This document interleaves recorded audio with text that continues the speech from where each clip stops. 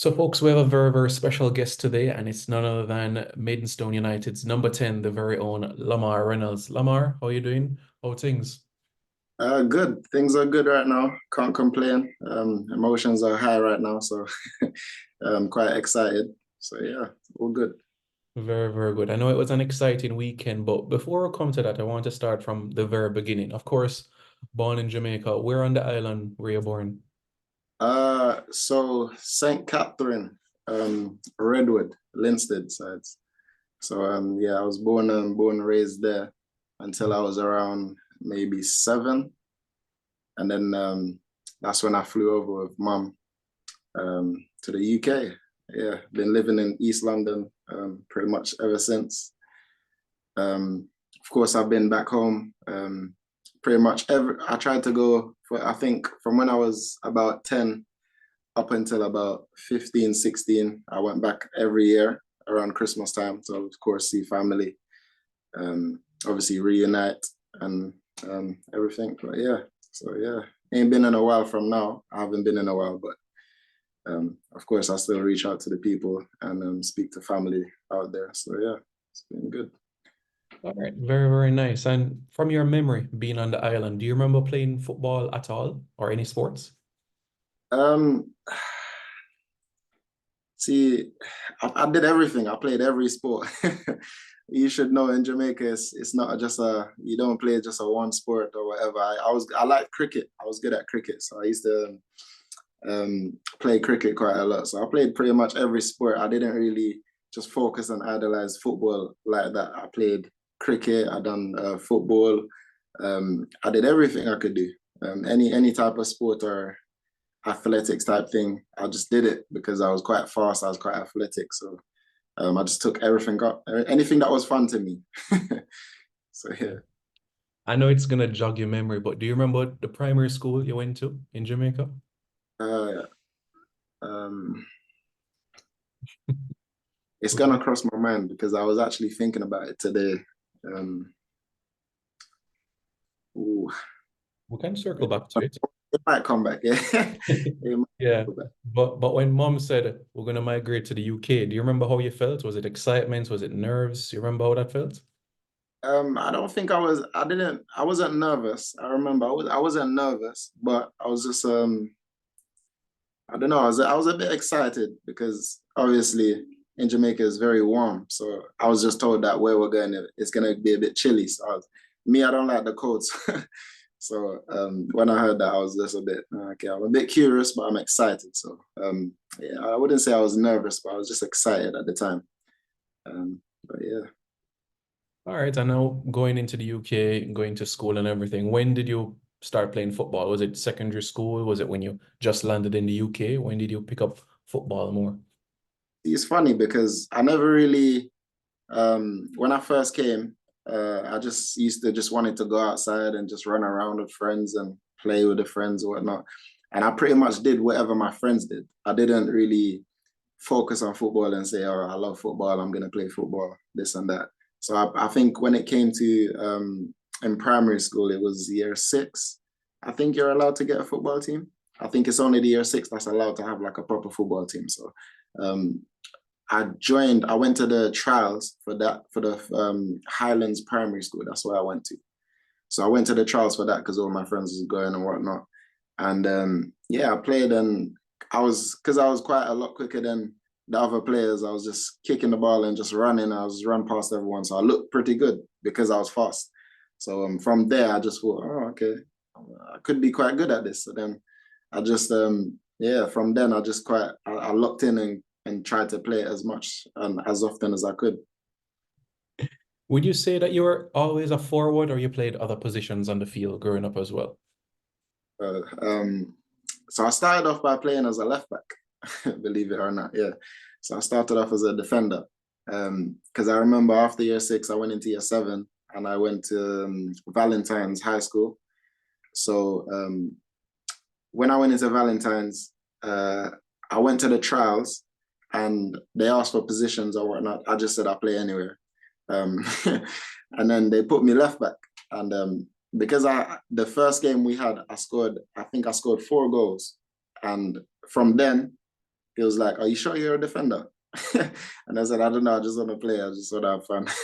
And then from there, I moved from left back. Then I went to centre midfield, and then I played forward. But literally, I played everywhere, any position they played me. But I was always scoring goals because I was quick. I had that Jamaican gene inside me that made me quick. So so that got me a lot of goals, and then they just kept playing me anywhere they fit me. I mean, for you, have you taken a moment to just sit back and reflect and say, wow, I played football the last 11, 12 years, all across the different football leagues. Have you meditated on that process, that moment? I think the times when like if I'm alone by myself and I have a bit of time to myself, um, a lot of the times it does hit me, and I think about it, and I think about how, where I've started, where I come from, the things that could have obviously happened, and the things that obviously I'm still curious for the future to see what happened. Obviously, we still have an amazing FA Cup run going. We just had the draw earlier on today, so it's still exciting times to come. But yeah, I reflect on it a lot.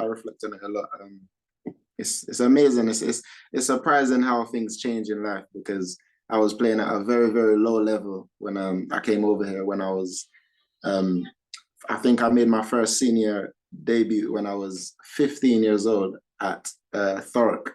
So I've never really played academy footballer in a professional academy or anything before. So from 15, I just played in non-league, just rough, grown men always kicking me down and chasing me down and this and that. So I think I was quite lucky to play with men at such a young age. So from then, that big jump from that lower league straight into the league was mesmerizing. It was all overwhelming. It was a lot. It was very overwhelming, especially coming from obviously where I come from in Jamaica. I would see nothing like that around there, and then all of a sudden I'm in front of how many thousand people watching me play. So yeah, it was it's exciting times. It's exciting times. Yeah, and we're gonna come to the FA Cup run next. But before that, I want to know like the experiences like in England, whether you're playing National League South, non-league football generally. Do you train every day? Is it a few days of the week? What's that routine like? So where I play right now, Maidstone, we train full time. So we train about 3, 4 days of the week, um, from maybe Mondays, Tuesdays, Thursdays, and Fridays, and of course we have the game on Saturday. So it's pretty much a full time professional setup because it's a professional club. Um, but before that, obviously last year I was at Braintree Town, and before even Braintree as well. Every time I played in non-league, it's always Tuesday or Thursday night training session for maybe an hour or two. So it's quite limited. I have to really do my own thing on the side.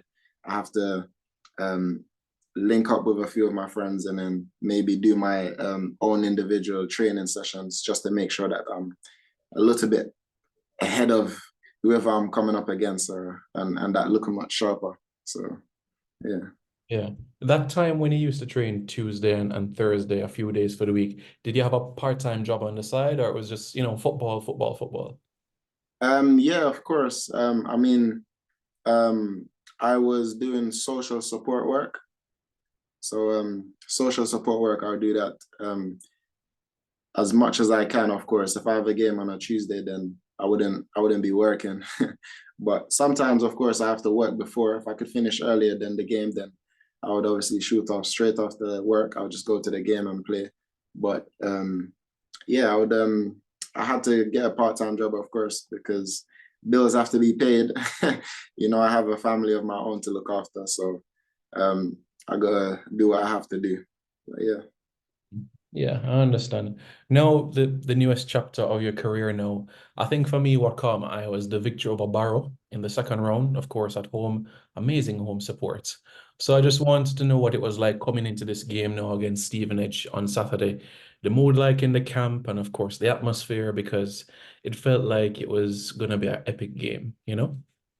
Yeah, most definitely. I mean, building up to the game during that week, I think it was our manager really tried to open our eyes to really let us know how big of an opportunity this is, and how big like this actual game is in the history of course, Maidstone, because they've never reached this far before. So, and for us as well, individually, to get this far in the FA Cup is it's a massive achievement. You know, there's loads of Premier League clubs that hasn't made it this far, and we've made it this far. And we haven't played the easy games. I mean, at the start we had a few games with teams lower, but the last two games we've had a League One team and a League Two team, and all in the top half of the division as well.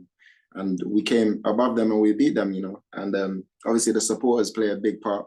Like you said, the atmosphere is very, very lively at Maidstone, especially against Stevenage. It was pumping. I think on the day of the game, I don't know what it is, but the manager he came in and he said, and he let us know we're gonna win. Like we was gonna win today. Like we could feel the energy.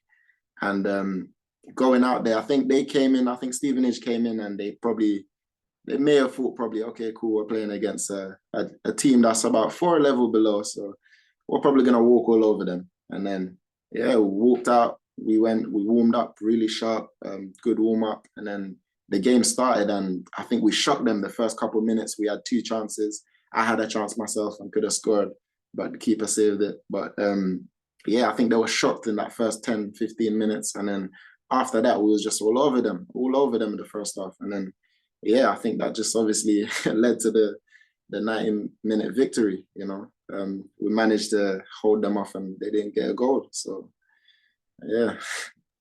Yeah, you know, it's one of those special things for you to be a part of. Honestly, it's not every day that a team in, you know, for where you're playing, beating a team in second tier, third tier. So it's a moment that will always stay with you, you know, for the rest of your life. So truly, truly is something really, really special. I mean, you mentioned earlier that, you know, the draw will take place. I know. How do you feel against now coming up against a championship team in the next round on the road? I'm excited. I think from what we've already achieved, I don't feel no fear. I mean, I've played against teams. I've played against teams and big players before, so I'm not fearing anyone. I don't feel like we should fear anyone. We got nothing to lose. We have a lot of people behind us that support us. I know pretty much everyone that loves football, everyone that's watching, they probably stick behind us and they're probably supporting us because, like you said, we're the lowest ranked team in the competition still, and we're still going, so we're still thriving. Hopefully, we can get an upset on the day.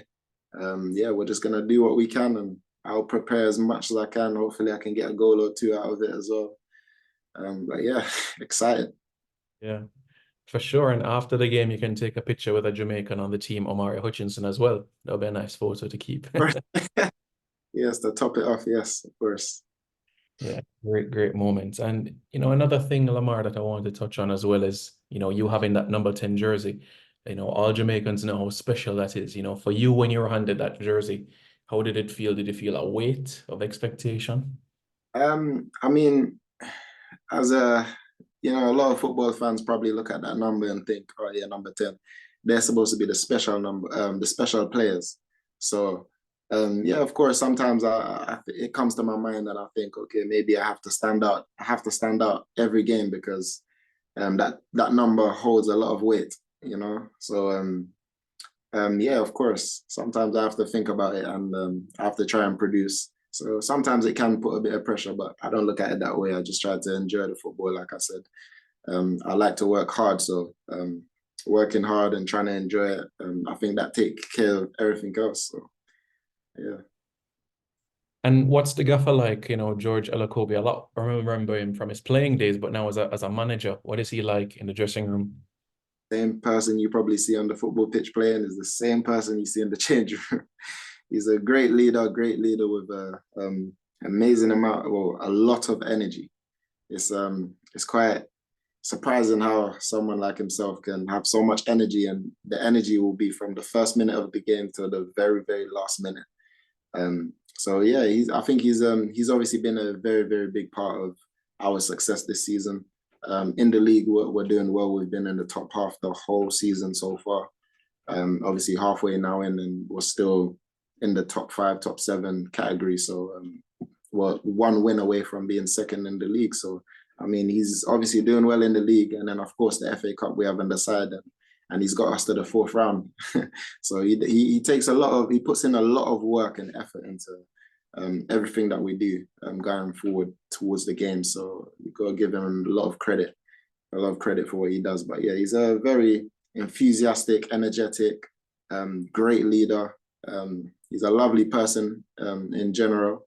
So you meet him, I don't think there's anyone that can really say anything bad about him. I mean, I've actually played with him myself when quite a while back, about 6-7 years ago. I played with him when I was at Leyton Orient on loan. So yeah, I met him through there, and then from there, obviously, we've been friends and whatnot, and then we became opponents, played against each other a few times. But yeah, he's a very, very energetic person, great leader, and it shows for what we've achieved so far. So yeah. Very, very nice. And I guess family would have reached out to you on the island to wish you all the best and the great win over the weekend. I'm sure your phone was blowing up as well with messages. Yeah, of course, of course. There was a lot of it was overwhelming at first. I had to kind of let the first 24 hours that day, maybe I had to let that day die out a little bit. And then the next day, obviously Sunday, I could wake up and then, okay, I could reply to these messages maybe step by step. But yeah, it was a lot of messages, a lot of emotions running through. After the game, all the fans burst onto the pitch to the scene. So that obviously took a lot out of me as well. That was overwhelming. That was nice. It was a very, very nice moment.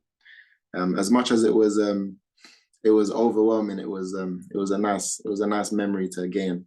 So that's another memory that I can say that I've gained for the rest of my life, So yeah. All right, and finally, Lamar, you think about the new year, persons are making plans, for you, what are some of the things you hope to achieve or accomplish, this year you're working towards for 2024?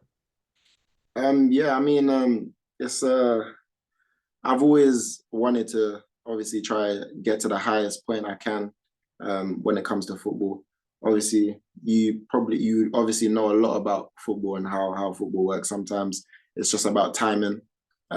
Sometimes it's your time. It might not be your time then, but obviously you just got to hold out and be as positive as you can. For me, I'm just trying to get a major trophy. I haven't won a major trophy in a while. I think last year I won the Essex Senior Cup title. That was quite nice. That was big. That was nice. But I want something bigger. I want the league. I want the National League. I want it might be optimistic, but the FA Cup, if we can get to the finals, then that's an achievement that I would of course like to get. But yeah, I would like to play at the highest level. Maybe someday, maybe it ain't too late for Jamaica to reach out and make an international debut. But yeah, all jokes aside, yeah, I'm just trying to get to the highest possible playing platform I can, and show off my skills, show off what I can do, show what I can achieve, representing the country. So yeah. Yeah, and you have a Jamaican passport, right? I need to get back to my mom about that. All right. She's on holiday right now in Jamaica, so yeah, she's probably got it hidden up in her wardrobe or suitcase or something. But yeah.